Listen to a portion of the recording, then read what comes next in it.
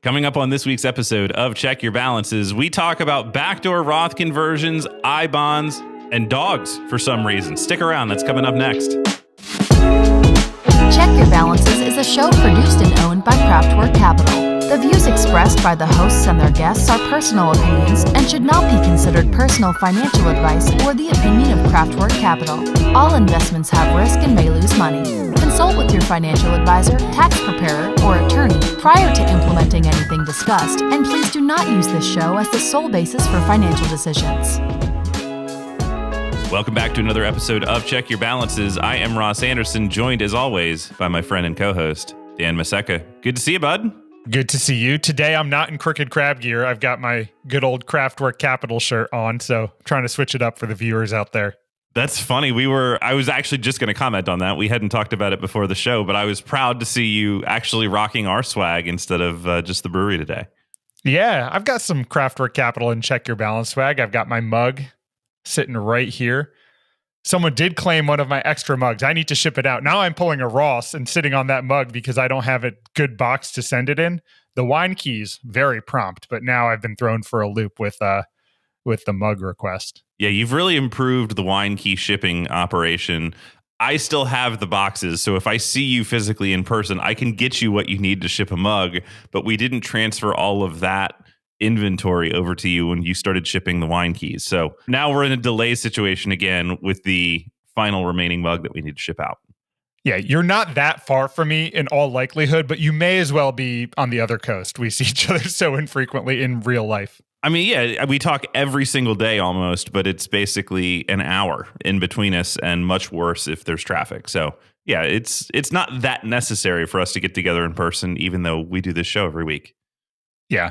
I do like seeing you in person. It's a step up from the virtual get-togethers. I appreciate that. I like seeing you as well. Yeah, I wish we did that more. But that being said, this is a mailbag episode. We haven't done one in a little while. I am excited. We get to dig into what our listeners have been asking of us. Perhaps you out there that have not been the asker of this question have similar thoughts in your head. So I think this is a good time to kind of unpack some of that stuff. We're going to start with two very quick ones. First of all, just a shout out to Allison, who listened to our year in review episode. She talked about her budget for her pet and sent a photo of the cutest dog. And I just want to say, regardless of what your question is about, if you send us a question, you can always include a photo of your pet. That made my day much happier. And I appreciate Allison sending her dog along. If you don't have a question, feel welcome to send a picture of your pet anyway. We could even, I'm not going to repost this one at the moment, but we can repost these on our Instagram feed. We can send the Check Your Balances pets out there for folks that are prudently budgeting for their pets. Ooh, next swag idea. Check Your Balances bandanas for dogs. Ooh, I like that. I do show dog favoritism. I'm just going to put that out there. So if anyone's upset about like no cat swag, I'm a dog guy. I'll look at your cats too. I'm happy to see them. We're going to hear about that. I'm certain of it.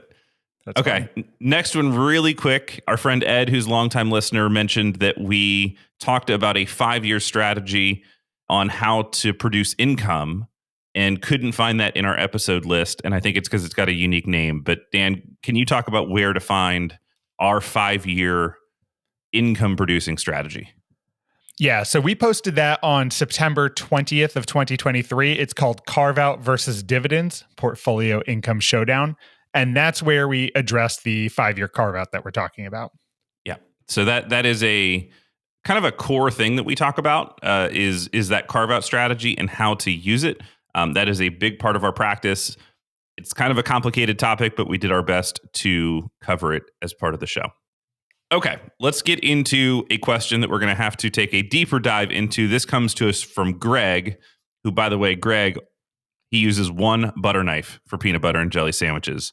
Spread the peanut butter first, clean the peanut butter off the knife, and that's with the other slice of bread. So another vote in Dan's direction for how he makes a PB&J. I don't know how this has become such a big thing. This has gotten bigger than the rice cakes. I forgot about the rice cakes, in all fairness. Yeah. At least I have one winning argument. Yeah, when you tried to kill me on air with a rice cake. Okay. I wish we had video of that. I wish that were in the YouTube that was days. before we started doing video. Yeah. Okay, so Greg writes in, says he's 52 years old, planning to retire at 59 and a half, and was late to the game and contributing to his Roth IRAs. They've got a nest egg that is fairly sizable, lots of residual income, wants to minimize taxes, and his plan for 2024 is to make the maximum contribution, including the plus 50 catch up into the pre-tax 401k. The question is, I'm wondering if I should start putting some of the money into the Roth 401k since I can't contribute to Roth IRAs outside of the company due to IRS income limits. What say you to Greg, Dan? So from Greg's question, it sounds like there is income coming in. He's in the fat part of his earning years, and tax deferral is a priority for him. If you think your tax rate is higher than it's going to be in the future today, the value of those pre-tax contributions might be great. So while I don't know exactly what's going on, those things all indicate that pre-tax is valuable. And if you're going to do this in a 401k, every Roth dollar you contribute to that 401k is at the expense of a pre-tax dollar you can be contributing. One interesting thing that I would mention is he's looking at a retirement, 59 and a half, which is great because your pre-tax money is accessible at that point. If you're not going to have other income, you're pulling money out of pre-tax accounts post-retirement at low tax rates might be as good as making Roth contributions earlier in retirement because you can pull it out at controlled and low tax rates. So it doesn't necessarily need to be a thing where you're looking at this year and thinking, what should I do? But rather looking a little bit longer term and thinking, where do I get the most value from these dollars? And while we don't know what tax rates will be in the future, if you're shutting off your employment income, that might be an opportunity to use those pre-tax dollars and pay, perhaps as low as humanly possible on them. Yeah. So in many cases, when people have what I'll call early-ish retirement, and by early-ish, I mean before Social Security has kicked in. Now, you've got some choice in the matter, right? Because you can file Social Security as early as 62. You can wait up to age 70 and maximize it. So there's a big window there, and it's a big decision point on when you're going to choose to do that. And there's a bunch of things at play there. But before Social Security's on, after working income has stopped, you may have just a massive gap of low tax years. Could be a couple years, could be 10 based on the situation that you're illustrating, 10 or even 11 really, because 59 and a half all the way up to age 70, depending on where your birthday falls. So that's what I would be looking at is, do I have that opportunity? Now, as a general rule of thumb, I think people that are in the 22% or below tax bracket, Roth often makes some sense for them, at least as a part of their saving strategy. I think 24% federal is kind of the true bubble bracket. I think that's almost a split it bracket where you do 50-50. I could make a case either way. If you're north of 24% federal right now, I would say pre-tax in most cases is going to make more sense. But again, as Dan said, we're kind of also looking at where you are in your earnings trajectory, because kind of later in your career, you tend to be in that fattest band of earnings where you're making the most that you're going to make. And you probably are going to see a drop off once you get to full retirement. So I agree. I think pre-tax here probably makes the most sense unless we're missing some big piece that we don't understand. And then just to double down on that period between when you retire and when really Social Security and RMDs kick on, the opportunities there are either to start withdrawing from your pre-tax IRAs at low tax rates, or if you don't need the money, some people just don't need it. There's an opportunity to do Roth conversions at that point and say, I'm willing to pay taxes today up to this dollar amount. That would mean converting X dollars to Roth. Let me just do that. And you start filling your Roth bucket post-retirement. The last thing I'll point out, and we're spending a lot of time on the question, but I just want to make sure that we address it.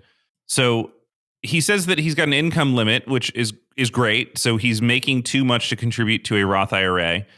That doesn't necessarily mean that he's making too much to contribute to a backdoor. And we're going to talk about the backdoor a little bit more in an upcoming question, because we've got a few things about this.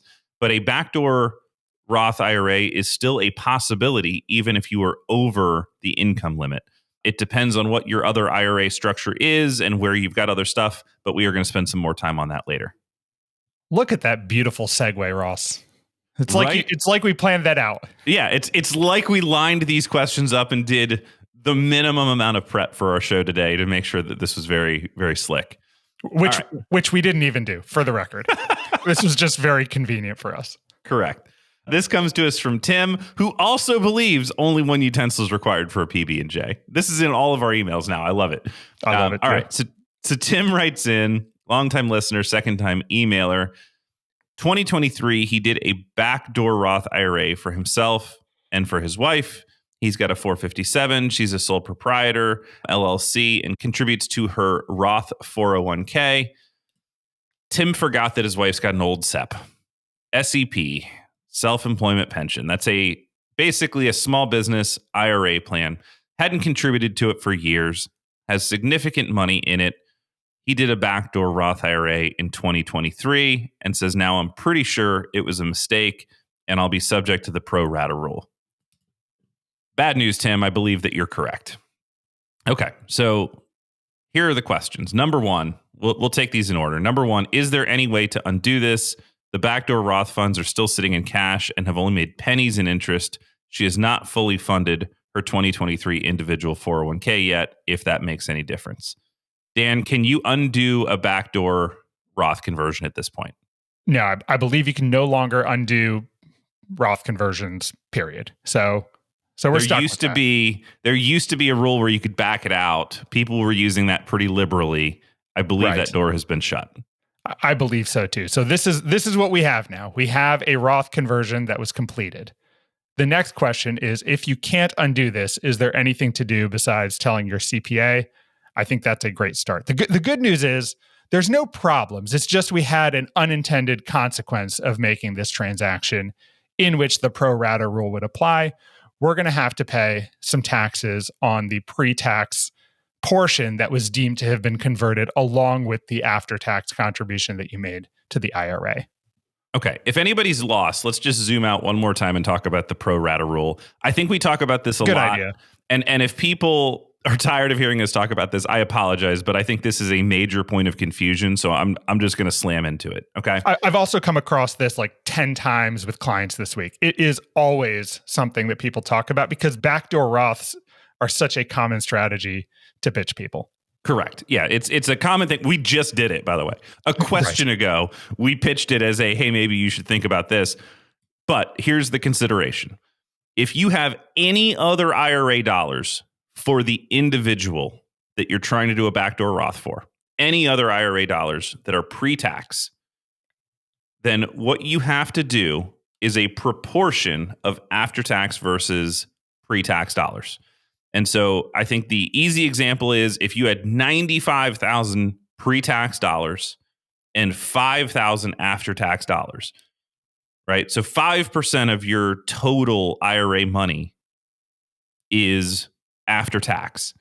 You cannot do just that $5,000 as a backdoor Roth. You cannot choose which of your IRA dollars. They are going to look at them in aggregate.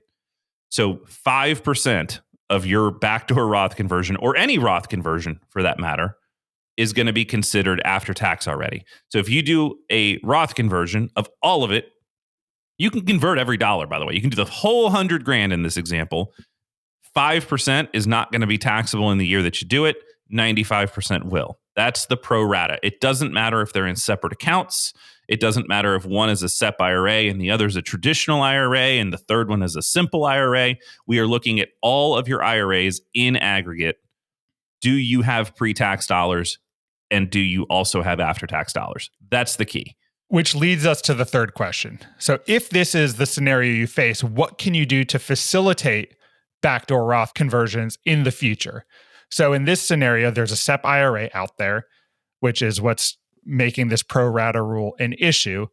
Is there a way to roll that into another qualified plan like a 401k, which would wipe away all the IRA balances and make it a clean backdoor? For this scenario, I believe the answer is yes. So you can roll a SEP IRA into a 401k. They cited an IRS chart that made it look like that was not possible. I have that rollover chart from the IRS. I'm constantly surprised at how many valuable tools the IRS provides people on their website.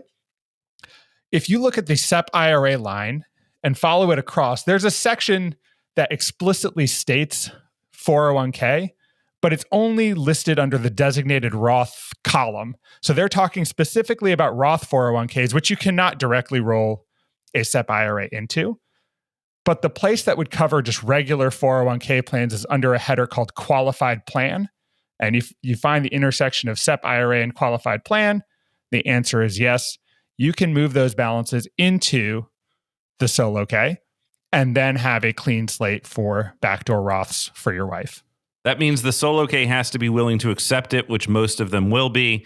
But yeah, so in the example, going back to the example that we gave, this is the equivalent of taking the $95,000 pre-tax dollars and getting them away from this measurement. You're going to put those into the 401k, which the IRS is like, we don't know that that's there. That's a different bucket for some reason. So you get it away from this pro rata by putting it into the 401k. And now the $5,000 left that is after-tax money in the IRA, that can be done as a clean backdoor Roth. Now, you're probably going to have a few bucks of interest or whatever, and you're just going to pay the taxes on that. That's not a huge deal in most cases. But so yes, there is a way around this for next year. But this year, what's likely going to happen is that you're just going to pay some income tax on the majority of that backdoor Roth conversion that you think you did, and you really did what is a regular Roth conversion, and you accelerated about $6,000 of income. Yep, there you go. All right. Now that everybody's completely lost, let's get into our next question here. Let's talk about I-bonds. All right. This comes to us from Alex. So, Alex, I'll shorten the question just a little bit. He's in pretty good shape. He is saving, putting together a cash carve-out bucket, using some brokered CDs through Fidelity, building some cash, and using some I-bonds. Okay. So the I-bond, you know what drives me nuts, by the way, with the I-bond? What's that? Is that it's both the Treasury Direct product called I-bond, but that BlackRock has also come out with the I-bond ETF, which is the target maturity ETF. That's right. It's the same name for the exact same thing in terms of like how you call it, but it completely different products. That's not good. So we're talking right now about the I-bonds from the Treasury, which is an inflation-linked bond from the Treasury that you only buy through Treasury Direct. And those are linked to the CPI number. We talked about them almost, 2 years ago? A little over 2 years ago on our show? Yeah, in the early days, for sure. Yeah, because inflation was ratcheting really high, and you had the ability to basically make 7 to 9% while inflation was ripping on a Treasury bond, which was lovely. Alex is basically wondering, should that be part of his carve out and his portfolio today? So let's talk about the I-bonds again. Yeah. So I think what's interesting is back when we first talked about I-bonds, the main driver of return at that period of time was the inflation component of it. I-bonds actually have two things that are contributors to their return: their fixed rate and the inflation adjusted rate. When we first talked about it, the fixed rate was 0 and the inflation rate was like 9%. I forget the exact number, but it was really high and really attractive. As we sit today, we actually have a fixed rate at the bottom of the I-bond now, plus the inflation adjusted component, which I believe come together to about a 5.27% annual return on new I-bonds purchased today. Correct. And I think this is everything purchased after 2022. So I believe this is 23 and beyond have the fixed component plus the floating component. So in order to figure out what you're getting in total on a current I-bond, you need both of those things. The old I-bonds, it's just the floating component. So if you bought them before 2023, when we told you to, which was not a bad deal at the time, you are only getting the floating part. Right, absolutely. So I think they're still an attractive tool, but the other thing to remember about I-bonds is they technically don't provide any return for the first year if you need money. If you need your money and pull it out, they're saying no interest for you. You can have your money back. Between 1 and 5 years, if you need your money, you're giving up 3 months of interest. And then after 5 years, you're basically fully vested in the interest that they provide you. So I think that's also important to remember. But that's still, I think for short term, not like emergency needs, but like that mid bucket of liquidity, I bonds are still a fairly attractive tool to have in the toolbox. So if you've got the old set of I bonds, if you bought them in 2022 and before that, like I did, I'm getting ready to get rid of mine. I literally had a conversation with Dan about this yesterday, where I'm doing the math on kind of when the interest was paid, what my 3-month look back period is, because I'm going to give up some of that interest for a few months. And I'm getting ready to unwind those positions because the floating rate of the I bond right now is at about 4%, give or take. And I can beat that in a savings account. Yeah. And the thing is, if interest rates continue to come down, that's only going to get worse because interest rates are going to come down in all likelihood with a CPI that is also coming down. The inflation number should be coming down because the Federal Reserve has been intentionally trying to suppress it. So to buy an I bond today, you have to know that they are intentionally trying to drive that number down. That's a feature, not a bug, right? Like that's the number that our government has been going after in trying to suppress. So you should expect that number to continue being tempered, making that yield less attractive. The current version is much better. Yeah, exactly. I was going to say new I bonds are much more attractive than the old ones because they do have that fixed rate that's going to continue into the future. All the inflation components are going to build on top of that fixed rate going forward. The other thing is alternatives are more exciting too. So as Ross mentioned, the rates of I bonds are fine. I think everyone would be happy with 5.27 is the current.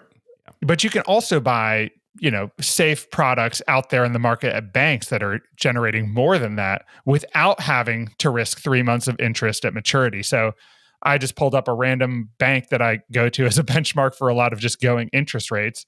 And you can get 12-month CDs in the mid fives. You can even stretch it longer and have pretty decent interest rates. So in a world where we think inflation is going to temper and rates are going to fall kind of across the board in conjunction with that, maybe there are opportunities to fix a higher rate for the time that's appropriate for you, at which point you'll be able to fully utilize those funds. Okay. So we didn't prepare to go into this, but I do think it's interesting. And so I'm going to go even a step further. So if you're in the stage of life where you're starting to build that carve out, you may want to go even further out than a year or two, right? If you're 5 years away from retirement, for example, and we think interest rates are going to continue to fall. Now, maybe you don't. Okay. So that's up to you on your vision. I tend to think they are going to fall. It's a matter of when. So I don't know that we'll get rate cuts this year. Maybe it's late in the year. Maybe it's March. Who knows?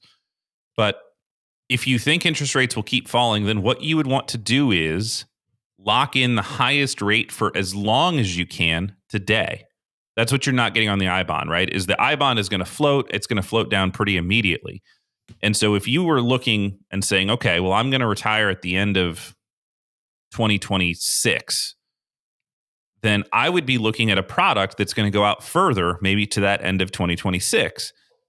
And with the way the yield curve is shaped right now, you're probably going to be accepting a lower return. You're saying, hey, in a 1-year CD, I could get 5.25. In a 3-year bond, maybe I'm locking in a 4.7% return. That is the yield curve telling you that 5.25 is probably going to drop.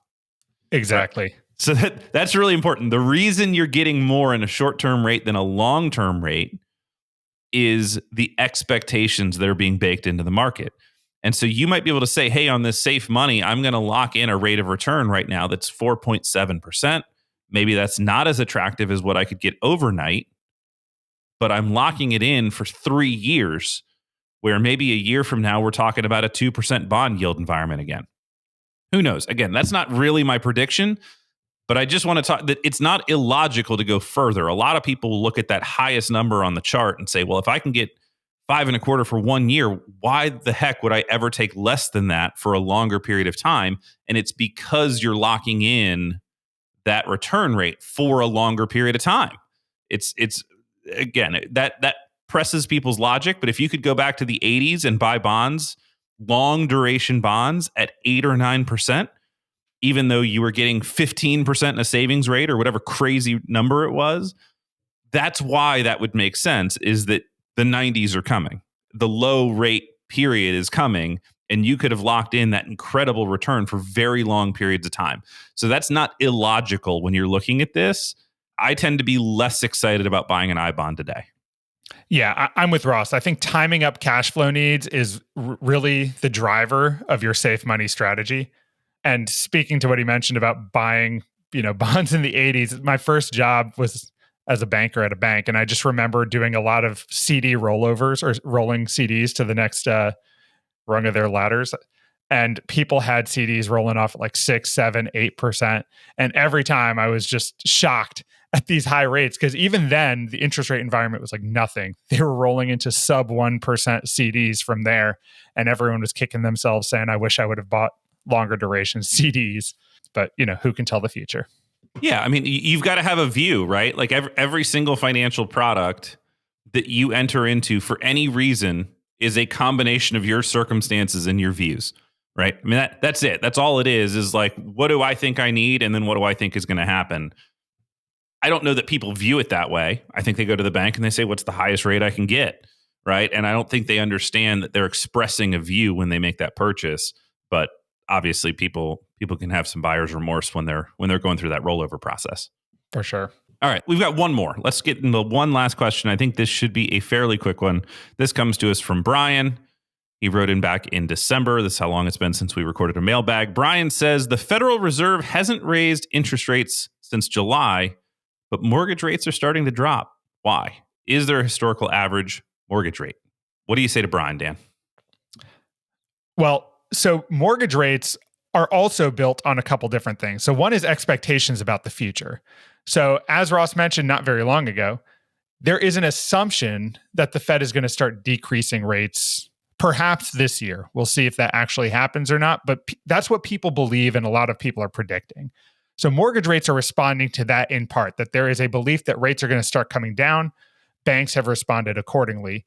Mortgages are also a supply and demand issue too. So banks need to allocate capital to places. They are looking to have mortgages taken because that's how they make their money.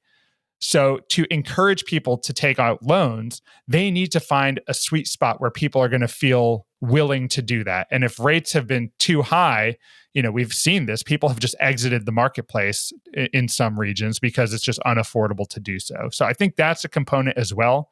But also just more so than that, I think forward-looking assumptions about rates is what's driving the decrease. Ross, do you have any comments or an average historical mortgage rate, which I do not have? So I do. I pulled it up and I find several things interesting. Number one, I wanted to hit this question because it's basically the same thing that we were talking about, but just in reverse, right? Absolutely. We were just talking about where you're going to line up your cash flows and like why the yield curve is shaped the way that it is. And this is exactly what you're seeing on the mortgage side as well, which is that once the expectation that future rates are going to be low for a bank, they're saying, well, hey, if I can issue a mortgage at 6.5, maybe I'm not getting the 7 I was getting a month ago or 6 months ago, but I can issue it at 6.5. And then maybe the mortgages I issue a year from now are going to be at 5 again. Aren't they happy that they had a few months of collecting that 7% interest? And right. By the way, they get the fees to refinance it when you do that too. It's basically the bank's buying a bond, right? That's it. They're buying a bond from you. Correct. But they basically have a call assumption in that bond that you can get rid of it at any time. Right, exactly. Right. You can refinance it. So the prepayment risk on a mortgage is super high, where a lot of bonds, they can't necessarily do that. They're locking in that rate. But on a mortgage, you can almost always prepay it and just knock it out and reduce that cost. So you're seeing them get ready for that. That's really all of these market expectations of interest rates getting ready to come down. That's what you're starting to see priced in. Going back, looks like it's 1971 on this chart. This is from U.S. News and World Report. What would you guess the median interest rate has been on a mortgage along that issue period? I'm going to go 6.5. 7.41. All right. Now, because of what I just said, that doesn't mean people have been paying these same rates because people refinance their mortgages all the time. But in the period of 1971 through 79, the minimum mortgage rate, according to this, 7.25%, maximum was almost 13%, with the median being 8.89. So if you were getting a mortgage in the 70s, you're paying on average almost 9%. And you're kicking yourself going, this sucks. And then in the 80s, the minimum number 9.03 up to a maximum of 18.63 with a median rate of 12.82. And all the people that got them in the 70s at 9% are going, look at these dum-dums paying 13 to 18% on their mortgages like a bunch of idiots. Then we've got the 90s. We dropped to a median rate of 7.88. The 2000s, so 2000 to 2009, 6.18. 2010 to 2019, the average, or the median rate, 4.03. And then since then, 3.51. But obviously we know in the past year or so, it's been much higher. Can we talk for a second about recency bias? I mean, that's an amazing set of data. Yeah, there's a lot to that. 2000 to 2009, you and I are growing older at what seems to be a rapid pace, but that doesn't sound like very long ago. And we're talking about mortgage rates in the sixes. That seems like, based on how we feel today with mortgage rates where they are, like such a distant past, but we are just so anchored to those sub 3% rates that were just a few years ago. But like in the 2000s, people were still paying in the sixes as a median, which means that some people were higher. Yeah, no, we're not at some weird cost of capital right now that is like unprecedented. Now, that's not the same as affordability, by the way. True. I very hate good this point. argument because people are like, and I've gotten into this with my parents. Like, they're like, yeah, we used to pay all these crazy rates back in the 80s. And it's like, yeah, the home price didn't dictate that you're spending 50% of your after-tax income to buy a very modest single-family home at the same interest rate. Like, even though the interest rates were in the 13s on average through the 80s, the homes were still somehow affordable because the prices weren't as elevated and real estate hadn't become thought of as this golden asset class that could never be blown up. But anyway, so that, yeah, I think there's a second layer to the story. It's not just the cost of capital, it's also the cost of what you're buying. And those two things is why home affordability right now for first-time home buyers is very, very bad, perhaps the worst in history. So even though we're saying interest rates are not the worst in history, affordability is not the same thing. I don't want to get too far into the deep end on that, but those are different elements. Yeah, I agree. And I also agree that home affordability is really the problem that people are facing more than the interest rates. Like, we're in an isolated environment in the DC metropolitan area where there's an artificial demand for housing because of the largest employers in the area. And there was no real pullback in the pricing of homes, probably ever, with the exception of the housing bubble of like 08. Yep. It straight up from there.